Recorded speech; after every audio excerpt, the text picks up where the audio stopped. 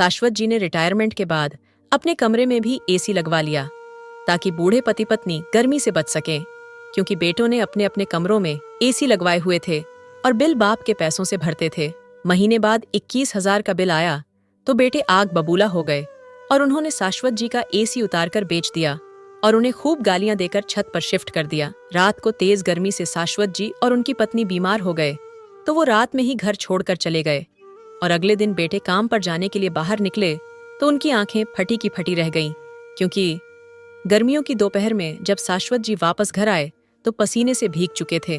घर आए तो पत्नी सामने ही बैठी थी। शाश्वत जी की सांस बुरी तरह से फूल रही थी। कहने लगे, अनिकेत की माँ, मुझे ठंडा पानी पिला दो, ऐसा करो कि नींबू पानी बनाकर दे दो, दिल को कुछ हो रहा है, लगता है कि डूब जाएगा। ये सुनकर वो फौरन ही उठी, किचन में जाकर नींबू पानी बनाया और शाश्वत जी को दे दिया। पानी पीने के बाद उन्हें कुछ होश आया था। तेज गर्मी और पसीने की वजह से उनका बीपी हाई होने लगा था। कहने लगे, अब तो गर्मी बर्दाश्त ही नहीं हो रही, लेकिन क्या करें, महंगाई बढ़ती जा रही है, खर्चे इतने हैं कि महीना बाद में खत्म होता है और पैसे पहले ही खत्म हो जाते हैं। पत्नी कहने लगी, अनिकेत के पापा, अनिकेत के कमरे में भी एसी लगा है और अभिषेक के कमरे में भी।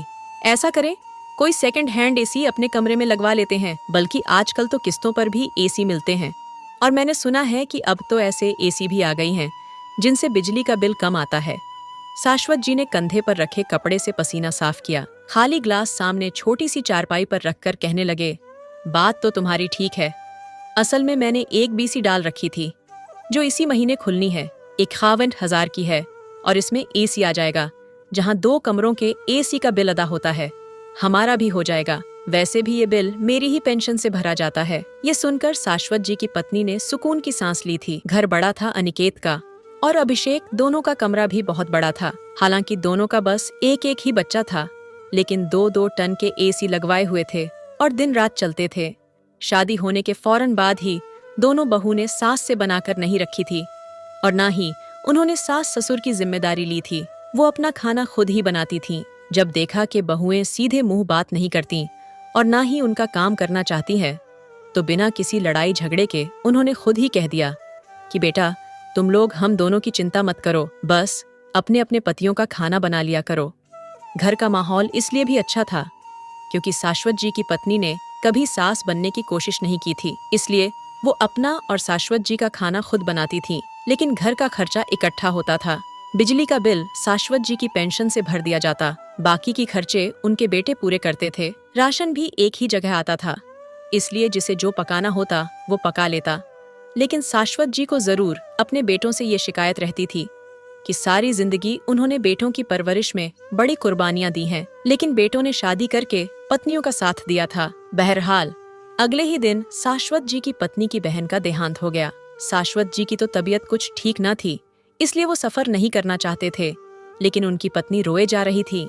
उन्होंने उसे गांव भिजवा दिया और जानते थे कि 10 या 15 दिन से पहले वो वापस नहीं आ सकती, इसलिए 10 या 15 दिन खाने पीने की जिम्मेदारी दोनों बहुएं पर आ चुकी थी। लेकिन दोनों के ही मुंह बने हुए थे। शाश्वत जी को शुगर की बीमारी थी, इसलिए उन्हें नाश्ता सुबह सवेरे 9 बजे चाहिए होता था, लेकिन बहू 11 बजे तक एसी वाले कमरे से बाहर ही नहीं निकलती थीं। शाश्वत जी दोनों बेटों से कह चुके थे कि जब तक तुम्हारी माँ वापस नहीं आ जाती, अपनी पत्नियों से कह देना कि मैं नाश्ता सुबह 9 बजे करता हूँ, वो मुझे उठकर नाश्ता बना दिया करें। दोनों बेटे बुरा सा मुंह बनाकर कमरे में चले गए, लेकिन दोनों के माथों पर बल पड़े हुए थे। जानते थे कि पत्नियां धैर्य और सेवा करने वाली बिल्कुल नहीं हैं। मगर अगले ही दिन 9 बजे दोनों बेटों की पत्नियां किचन में मौजूद थीं, लेकिन बर्तन जोर जोर से पटक रही थीं। शाश्वत जी जब अपने कमरे से बाहर आए तो बहुओं की बड़बड़ाहट सुन चुके थे। बड़ी बहू छोटी से कह रही थी, खुद तो बुढ़िया बहाना बनाकर गांव चली गई और इस मुसीबत को हमारे सर पर छोड़ गई। छोटी बहू कहने लगी, एक तो इस बुढ़े के बड़े नखरे हैं, नाश्ता 9 बजे चाहिए, दोपहर का खाना 1 बजे चाहिए, शाम को चाय 4 बजे चाहिए। तौबा है भाई, पता नहीं ये दिन कैसे गुजरेंगे। एक तो बच्चे रात भर सोने नहीं देते, सोते सोते रात के 2 बज जाते हैं और अब सुबह उठो और इस महाराजा के लिए नाश्ता बनाओ। बहुओं की बातें सुनकर शाश्वत जी का दिल दुखी हो गया था। उनके उठने से पहले ही उनकी पत्नी उनके आगे नाश्ता रख देती थी। नाश्ते में वो पराठा लेते थे और चाय भी बिना चीनी के ही पीते थे। कभी वो साबूदाना बना देती थी तो कभी दलिया। लेकिन बहू ने बेकरी के बिस्किट और 1 कप चाय का बनाकर टेबल पर रखा था। चाय में पानी ज्यादा था और दूसरा चाय पत्ती भी बहुत ज्यादा तेज थी। शाश्वत जी इतनी तेज पत्ती वाली चाय नहीं पीते थे। आंखों में नमी थी। जब उन्होंने पहला घूंट चाय का भरा तो बिल्कुल कड़वा था। उन्होंने चाय वापस रख दी। दोनों बहुएं दोबारा अपने कमरे में घुस गई थीं। आज तो लगता था कि गर्मी काफी ज्यादा थी। लाउंज में भी बिल्कुल हवा नहीं थी। पसीना था कि सूखने का नाम ही नहीं ले रहा था। हालांकि शाश्वत जी अभी नहाकर बाहर आए थे, लेकिन फिर भी पसीने से भीगे हुए थे। इस पर ये काली कड़वी चाय ने एक घूंट में ही मुंह का स्वाद कड़वा कर दिया था। उन्होंने अपनी आंखों में आने वाली नमी को साफ किया और उठकर किचन में चले गए। जाकर देखा तो पूरा किचन बिखरा पड़ा था। हालांकि उनकी पत्नी बहुत साफ सफाई पसंद करती थी। रात को ये भी नहीं देखती थी कि बर्तन बहू के हैं या अपने। किचन पूरा साफ करके फिर ही कमरे में आती थी। किसी बात पर बहू से झगड़ा नहीं करती थी। बहुओं का जी चाहता काम करती, नहीं जी चाहता ना करती। कभी कभी तो ऐसा भी होता कि दोनों ही खाना नहीं बनाती थीं और दोनों बेटे माँ से कहते कि आपने पापा के लिए जो बनाया है हमें भी वही दे दें। असल में आज रितिका की तबीयत कुछ ठीक नहीं थी। दूसरा कहने लगा भव्य भी बीमार है। वो बेचारी चुप करके बच्चों को भी खाना खिला देती, ताज़ी रोटी बनाकर देती। सारी जिंदगी उसने शाश्वत जी को ताज़ी रोटी ही पकाकर दी थी, ताज़ा खाना देती थी। अगर कभी कभार रात को रोटी बच भी जाती तो सवेरे उठकर खुद नाश्ते में खा लेती। लेकिन कभी भी शाश्वत जी को रात की रोटी नहीं दी थी। पत्नी और बहू होने का जो कर्तव्य उनकी पत्नी ने पूरा किया था, बहुएं तो इससे बहुत दूर थीं। बदतमीज और कामचोर भी शाश्वत जी ने किचन की बिखरी हुई हालत देखी। रात के बदबूदार बर्तन शेल्फ पर पड़े हुए थे। किचन काफी बड़ा और अच्छा था, लेकिन इस समय बहुत गंदा लग रहा था। उन्होंने फ्रिज खोली, वहां से ब्रेड निकाली और मक्खन निकाला। 2 स्लाइस पर मक्खन लगाया और खाया, और पानी से इस ब्रेड को अंदर निगला था। आंखों में आंसू थे। पत्नी की बहुत याद आई थी, लेकिन दुख और तकलीफ ऐसी थी कि उसे बुला नहीं सकते थे। दोपहर का खाना भी उन्हें बासी दिया गया था। रात की रोटी और रात की ही सब्जी थी। एक तो गर्मी बहुत थी, दूसरा लोड शेडिंग भी बहुत ज्यादा होने लगी थी। इसलिए गर्मी की वजह से फ्रिज ने काम करना छोड़ दिया था। सब्जी खराब हो चुकी थी, इससे बदबू सी उठ रही थी। शाश्वत जी ये सोच रहे थे कि आज तक इन 34 सालों में उनकी पत्नी ने कभी उन्हें बासी रोटी तक नहीं खिलाई थी, और बासी सब्जी देखकर और उससे उठने वाली बदबू सूंघकर उनका जी मटलाने लगा था। उन्होंने रोटी वहीं छोड़ दी। अपनी बहू से कहने लगे कि मुझे बस 1 ग्लास दूध दे दो। वो कहने लगी, एक तो पापा जी आपके नखरे बड़े हैं, अभी मैंने रोटी सब्जी दी और आपको अब दूध याद आ गया। शाश्वत जी को ये सुनकर बड़ा गुस्सा आ गया।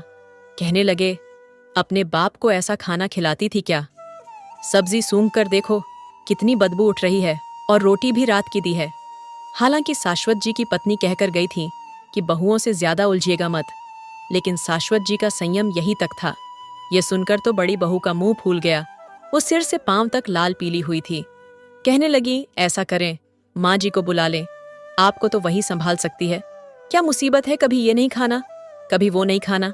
अच्छी भली सब्जी है, लेकिन बदबू आ रही है। नखरे तो देखो, जैसे कि सारे घर का खर्चा इन्होंने उठा रखा है। बड़ी बहू ने बिना संकोच किए बड़ी बातें सुनाई थीं। बहरहाल वो अपने कमरे में चली गई। पोता दरवाजे पर खड़ा ये सब देख रहा था। इस समय वो 8 साल का था। शाश्वत जी ने अपनी आंखों में आने वाले आंसुओं को साफ किया था। वो जल्दी से किचन में गया, शीशे का ग्लास लिया, फिर फ्रिज से दूध निकाला और दूध डालकर अपने दादा के सामने रख दिया। कहने लगा, दादाजी ये पी लीजिए। पोते को देखकर शाश्वत जी को उस पर बड़ा प्यार आया था। उसे पकड़कर गोद में बिठा लिया और चूमने लगे। कहने लगे, तू मेरा खून है ना, इसलिए तुझसे बर्दाश्त नहीं हुआ कि दादाजी भूखे न रह जाएं। वो भी दादा के सीने के साथ लग गया। कहने लगा, आप चिंता न करें, जब माँ बूढ़ी हो जाएगी ना, तो मैं भी अपनी पत्नी से कहूंगा कि माँ को बासी खाना दे। उसने आंख दबाते हुए ये कहा था, जैसे अपने दादा को खुश करना चाहता हो। एकदम ही शाश्वत जी के चेहरे पर मुस्कुराहट फैली थी। बच्चों की बातें ही ऐसी होती हैं कि इंसान को बहला देती हैं। रात को बेटे भी आ गए थे। खाना डाइनिंग पर लगा तो अजीब सी सब्जी थी। हालांकि मटर पनीर बनाया था, लेकिन पनीर में प्याज तैरते हुए नजर आ रहे थे। शाश्वत जी तो देखकर ही भड़क उठे। कहने लगे, ऐसे बनाते हैं खाना? कहने लगे, अनिकेत, तुम ये देख रहे हो? टमाटर और प्याज अलग तैरते हुए नजर आ रहे हैं। तुम्हारी माँ ने कभी इस तरह का खाना खिलाया है तुम लोगों को? अरे, औरत के नाम पर कलंक है। तुम्हारी पत्नियां, इन्हें कोई सलीका नहीं है। अनिकेत कहने लगा, इतना भी बुरा नहीं बना है। उसने वही मटर पनीर अपनी प्लेट में डाला और बेटे के साथ खाने लगा। कहने लगा, अगर माँ को खाना अच्छा पकाना आता था, घर साफ सुथरा रखना आता था, क्योंकि वो तो पढ़ी लिखी नहीं थी। पापा, ये तो आजकल की लड़कियां हैं, हाई एजुकेशन हासिल कर ले या फिर घर के काम और तरीका सीख लें। हम भी तो गुजारा कर ही रहे हैं ना, शाश्वत जी कहने लगे। अच्छी शिक्षा है जो न ससुर के सामने जबान चलाने से रोकती है और ना ही सलीका सिखाती है। इससे तो तुम्हारी अनपढ़ माँ ही अच्छी थी। आज तक कभी उसने मेरे माँ बाप के सामने उफ तक नहीं किया और ना ही कभी मुझे ऐसा खाना खिलाया है। शादी से पहले तो तुम लोगों के बड़े नखरे थे। जरा सा दाल सब्जी में नमक मिर्च तुम्हारी माँ से कम ज्यादा हो जाता था तो तुम गुस्सा होते कहते थे कि माँ, ये क्या कर दिया? थके हुए आते हैं, खाना तो ठीक से दिया करे। और इस खाने से तुम लोगों को कोई प्रॉब्लम नहीं, अब तुम लोग बड़े आराम से खा रहे हो। ये कहकर वो टेबल से कुर्सी पीछे करके खड़े हुए और कहने लगे, अनिकेत, खाना खाने के बाद मुझे बाजार से दही ला दो, मैं दही के साथ रोटी खा लूंगा। अनिकेत कहने लगा, ठीक है, मैं खाना खाने के बाद आपको दही ला देता हूँ। और भी कुछ चाहिए तो अभी बता दीजिए। शाश्वत जी कहने लगे, सुबह नाश्ते में मुझे ब्रेड और सादा दूध चाहिए। ऐसा करो, ब्रेड तुम ला दो, दूध मैं खुद ले लूंगा। और अपनी पत्नियों से कहना अपने कमरे में बैठी रहे, कोई जरूरत नहीं है मेरा नाश्ता बनाने की। ये कहकर वो गुस्से से अपने कमरे में चले गए। 24 घंटे हुए थे उनकी पत्नी को गए हुए, लेकिन उनका ये हाल था कि मजबूरन पत्नी को फोन करना पड़ा। वो बेचारी रोए जा रही थी। कुछ देर उसे तसल्ली देने के बाद कहने लगे, तुम कितने दिन वहां रुकोगी? वो कहने लगी, शाश्वत जी, मेरी बहन गई है, उसके बच्चे अभी बहुत रो रहे हैं। कहते हैं मौसी जी, कुछ दिन तो हमारे पास रुक जाइए। वो कहने लगे, अगर तुम वहां रुक गई तो शायद मैं यहाँ मर जाऊंगा। ये सुनते ही वो कहने लगी, शाश्वत जी, भगवान ना करें, आपको कुछ हो क्यों ऐसी बातें कर रहे हैं? वो कहने लगे, इन दोनों लड़कियों ने मेरी जिंदगी अजीरन बनाकर रख दी है। कड़वी चाय मेरे आगे रख देती है, कभी बासी रोटी और बासी सब्जी। तुम जानती हो कि मुझे ऐसा खाना खाने की आदत नहीं है। जरा सा कुछ कह दो तो आगे से 2 गज लंबी जबानें चलाती हैं। मुझसे तो यह सब एक दिन भी बर्दाश्त नहीं हुआ। मौका ऐसा है कि मैं तुम्हें कभी भी वहां रुकने पर मना ना करता, लेकिन भगवान के लिए जितना जल्दी मुमकिन हो सके वापस आ जाओ। 4 दिन शाश्वत जी ने दही के साथ ब्रेड खाकर ही गुजारा किया था और 4 दिन के बाद उनकी पत्नी भी वापस आ चुकी थी। फिर जाकर शाश्वत जी को सुकून की सांस आई थी, लेकिन वो गर्मी से परेशान थे। पूरे शरीर पर गर्मी से दाने निकल चुके थे। कहने लगी, गांव में भी बहुत गर्मी थी। वो तो अनुज ने अपने कमरे में एसी लगा कर रखा था तो मुझे वहीं सुला देता था। रात अच्छी गुजर जाती थी, लेकिन बेचारा ज्यादा बिल नहीं भर सकता था, इसलिए दोपहर में बड़ी गर्मी होती थी। शाश्वत जी के अपने खुद के हाथ और सीना दानों से भर चुका था। गर्मी जब तेजी से बढ़ती और पसीना दानों पर लगता तो चुभन का एहसास होने लगता। ऐसी जलन होती कि चाहता कि खुजा खुजा कर पूरा शरीर ही जख्मी कर ले। दोनों पति पत्नी गर्मी की वजह से बहुत परेशान थे। बेटे पहले ही साफ कह चुके थे कि हमारे इतने खर्चे बढ़ चुके हैं कि हम और एसी नहीं लगवा सकते। जैसे ही शाश्वत जी की बीसी निकली, उन्होंने 1 टन का एसी लिया और अपने कमरे में लगवा लिया। ये देखकर दोनों बहुएं और बेटों को तो जैसे सांप सूंघ गया था। एसी चला तो दोनों पति पत्नी ने सुकून की सांस ली थी। रात को दोनों बेटे कमरे में आ गए और कहने लगे, पापा, आपने बताया नहीं कि आपको एसी लगवाना था। शाश्वत जी कहने लगे, तुम दोनों को कहाँ था? तुम दोनों ने तो टका सा जवाब दे दिया था। मैंने एक बीसी डाली हुई थी जो आज निकली, इसलिए एसी ले लिया। मेरी पत्नी को भी तो सुकून की जिंदगी चाहिए। सारी जिंदगी की परेशानियों में गुजार दी कि बच्चों की अच्छी नौकरी लग गई तो हमारे भी दिन फिर जाएंगे, लेकिन शायद हम इस मामले में अभागी हैं। शाश्वत जी शिकायत किए बगैर नहीं रह पाए। उनकी पत्नी कहने लगी, बस भी कर दो। वो कहने लगी कि बेटा, असल में बीसी निकली थी तुम्हारे पापा की और मेरी गर्मी की वजह से बहुत मोटे मोटे दाने निकल आए हैं, इसीलिए मेरे कहने पर ही इन्होंने एसी लगवाया है। और गर्मी की तेजी वैसी नहीं रहेंगी कि बर्दाश्त के बाहर हो। और फिर हमारी जानें भी तो बुढ़ापे को पहुंच गई हैं, तकलीफ बर्दाश्त नहीं होती। फिर उन्होंने शाश्वत जी की आस्तीन ऊपर करके दिखाई, जिस पर मोटे मोटे दाने निकले हुए थे और जिसे खुजा खुजा कर उन्होंने जख्मी कर लिया था। कहने लगी, देखो। अपने बाप के हाथ दोनों बेटे शर्मिंदा होते हुए कमरे से बाहर निकल गए। हालांकि बड़ी कंजूसी से दोनों पति पत्नी एसी चलाते थे ताकि बिल बजट से बाहर ना हो, लेकिन बहुओं ने कभी इन चीजों का ख्याल नहीं रखा था। 24 घंटे एसी चलाती थी, एक पल के लिए कमरे से बाहर नहीं निकलती थी। बस मुश्किल से ही 1 घंटे के लिए कमरे से बाहर आती, फटाफट जैसे तैसे हांडी बनाई और जान छुड़ाई। बहरहाल इनके पति इनका हर तरह का खाना खा लेते थे, इसीलिए न तो शाश्वत जी को कोई आपत्ति थी, न ही उनकी पत्नी को। लेकिन महीना गुजरने के बाद जब बिल 21,000 आया तो बेटों ने तो जैसे हंगामा मचाकर रख दिया। कहने लगे, पापा आप देख रहे हैं। अनिकेत ने बिल शाश्वत जी के मुंह पर मारा था। शाश्वत जी को ये देखकर बड़ा गुस्सा आया। जब उन्होंने बिल देखा तो 21,000 था। हालांकि महीने में 15 या 16 का बिल तो आता था जो उनकी पेंशन से भरा जाता था। वो कहने लगे, तो क्या हुआ? अब घर में 3 एसी चलेंगे तो बिल इतना ही आएगा। वो कहने लगा, इसे भरेगा कौन?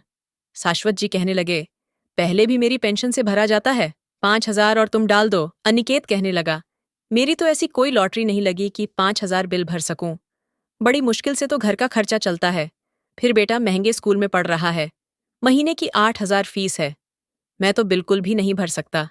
छोटा बेटा कहने लगा, तो मैं कौन सा लाखों कमाता हूँ, मुझे भी अपने बेटे का एडमिशन करवाना है और एडमिशन फीस ही 25,000 है, मुझसे तो वो ही जमा नहीं हो पा रहे, बिल कहाँ से भरूंगा? शाश्वत जी कहने लगे कि मैं पिछले कई सालों से अपनी पेंशन से तुम दोनों के कमरों के एसी का बिल भर रहा हूँ और खुद गर्मी बर्दाश्त कर रहा हूँ। अब जब मेरी बारी आई तो तुम लोग इतना नहीं कर सकते। ऐसा करो, अपने अपने खर्चे उठाओ, बिजली का बिल तुम लोग अपना अपना भरो, मैं अपना भर लूंगा।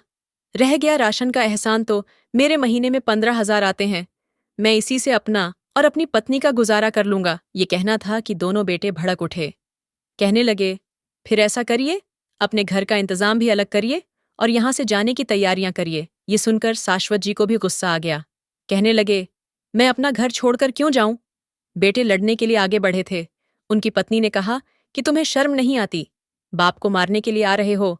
तो उन्होंने माँ को भी धक्का दिया। वो बेचारी जमीन पर जाकर गिरी और बाप का हाथ बड़ी जोर से पकड़ लिया। कहने लगे, ये सिर्फ तुम्हारा नहीं, हमारा भी घर है, इसलिए हमारे सर पर चढ़ने की कोशिश मत करना। हम इतना बिल नहीं भर सकते और वैसे भी बीसी निकली थी तो हमें देनी चाहिए थी। हम वैसे भी अपने खर्चों के लिए बहुत परेशान थे। ये बात अभिषेक ने कही थी। अनिकेत कहने लगा, छोड़ो इनका, एसी उतारो और इसे बेचो, वैसे भी नया एसी है, आराम से बिक जाएगा और इन दोनों को छत वाले कमरे में डाल देते हैं। ये बुड्ढा बूढ़ी बाकी का समय वहीं बिताएं तो अच्छा है। जितनी जोर से अभिषेक ने शाश्वत जी का हाथ पकड़ा था, उनके हाथ में बहुत दर्द होने लगा। उन्हें लगा कि जैसे उनकी बूढ़ी हड्डी टूट जाएगी। वो दर्द से कराहने लगे। पत्नी भी रोने लगी। हालांकि जमीन पर बहुत जोर से गिरी थी, लेकिन उठकर शाश्वत जी के साथ आकर खड़ी हो गई। दोनों बेटों ने उनका सामान उठाया और ऊपर छत के कमरे में डाल दिया, जहां न पंखा था न लाइट थी, और कहा कि चलो जाओ, ऊपर जाकर सो जाओ, हम एसी उतार कर बेच देंगे। फिर उन्होंने ऐसा ही किया, एसी उतारा और बेच दिया। दोनों पति पत्नी बहुत रोए थे। बच्चों की खातिर कुर्बानियां देते देते बुढ़ापे को आन पहुंचे थे। अब समय था कि जिंदगी कुछ सकून से गुजारते, लेकिन बच्चों ने तो जीना दूभर कर दिया था। ऐसी जबान चलाई और बदतमीजी की दोनों ही रुहां हो गए। ऊपर तो गर्मी की तेजी और भी ज्यादा होती थी। दोनों बेटों ने नीचे के पूरे घर पर कब्जा कर लिया।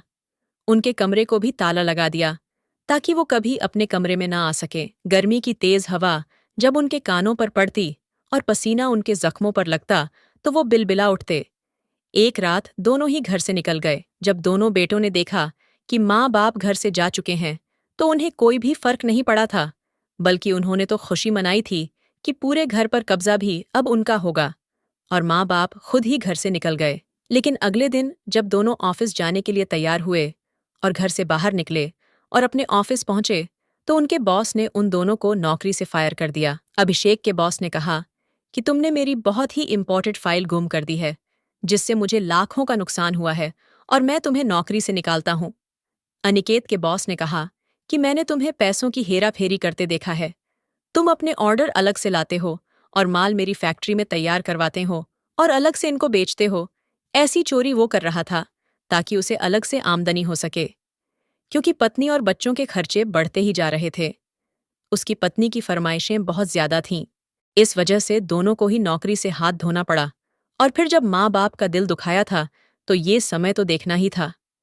दोनों रोते धोते वापस आए थे। जब पत्नियों को ये पता चला तो वो भी परेशान हो गई। तब उन्होंने अपनी पत्नियों को गालियां दी कि तुम लोगों की वजह से हमने अपने माँ बाप को घर से बाहर निकलने पर मजबूर कर दिया और आज हम इस हाल में आ चुके हैं कि शायद हमें भूखे रहना पड़ेगा। शाश्वत जी और उनकी पत्नी दोनों गांव जा चुके थे। शाश्वत जी की पत्नी की जिस बहन का देहांत हुआ था उसका बेटा अनुज बहुत अच्छा था। इन दोनों पति पत्नी को खुशी खुशी उसने अपने घर में रख लिया और उनकी बहुत सेवा भी करता था और उन्हें एसी वाले कमरे में भी सुलाता था। शाश्वत जी ने दोबारा शहर का रुख नहीं किया था, लेकिन उनके दिल से अपने बच्चों के लिए बददुआ ही निकलती थी। दोनों के हालात इतने खराब हो गए थे कि घर तक बिक चुके थे, यहाँ तक कि अपनी अपनी पत्नियों के मायके में रहने लगे थे और हमेशा उनके ताने सुनने को मिलते। माँ बाप का निरादर करने का यही अंजाम होता है। तो दोस्तों, इस कहानी को लेकर आपकी क्या राय है? कमेंट बॉक्स में जरूर बताएं और अगर कहानी अच्छी लगी हो तो प्लीज लाइक करें।